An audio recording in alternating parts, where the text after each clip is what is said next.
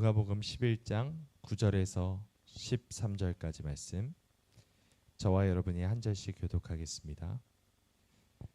내가 또 너희에게 이르노니 구하라 그러면 너희에게 주실 것이요, 찾으라 그러면 찾아낼 것이요, 문을 두드리라 그러면 너희에게 열릴 것이니 구하는 이마다 받을 것이요, 찾는 이는 찾아낼 것이요, 두드리는 이에게는 열릴 것이니라.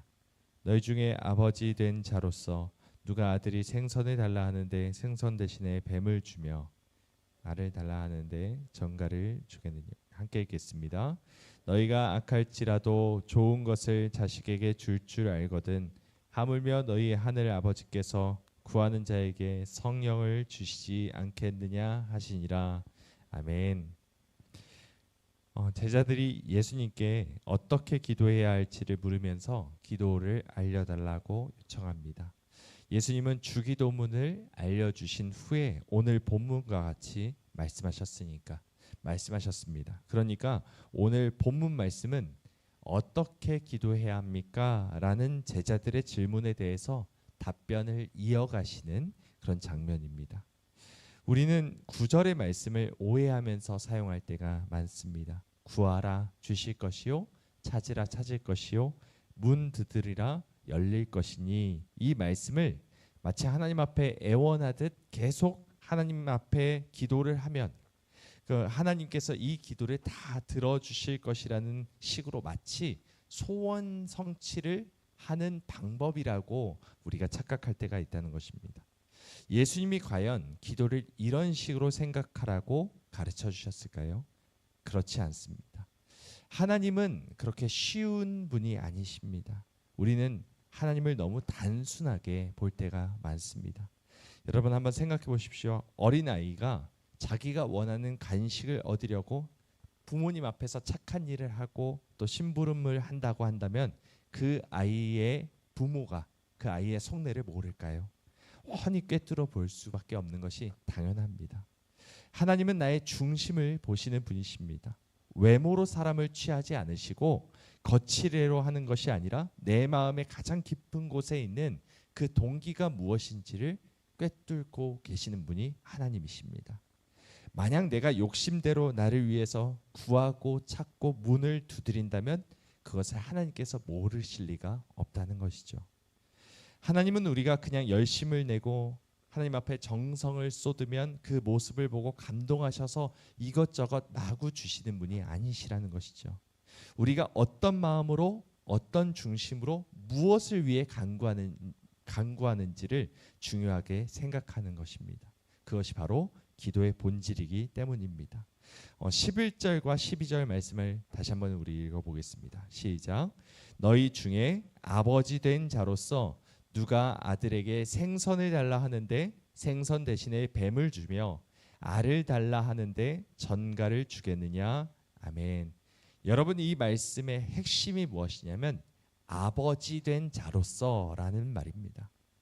아버지 된 자로서 내가 어떻게 할 것을 이 자녀된 너희들이 알길 원한다 라는 뜻으로 이 말씀을 하고 계시는 것이죠.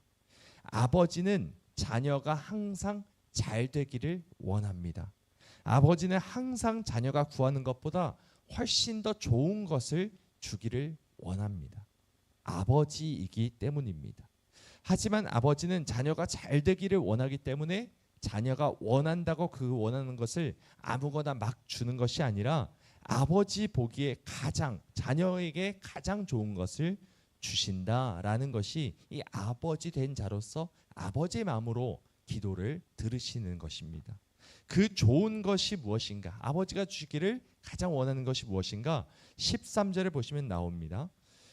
보시면 너희가 악할지라도 좋은 것을 자식에게 줄 알거든 하물며 너희 하늘 아버지께서 구하는 자에게 무엇을 주시지 않겠느냐? 성령을 주시지 않겠느냐라고 말합니다. 그러니까 아버지께서 자녀에게 주시는 가장 좋은 것이 무엇이냐? 바로 성령, 다시 말해 하나님 자신이라 말하고 있는 것입니다. 여러분, 우리는 살면서 필요한 육신의 것들에 너무 많은 신경을 쏟고 살아갑니다. 물론 예수님이 가르쳐 주신 기도처럼 일용할 양식을 위해 기도해야 하지만 그것은 후순위죠. 가장 중요한 것, 나에게 가장 필요한 것, 나에게 없어서는 안 되는 것은 바로 하나님 자신이라는 것을 우리가 기억해야 합니다.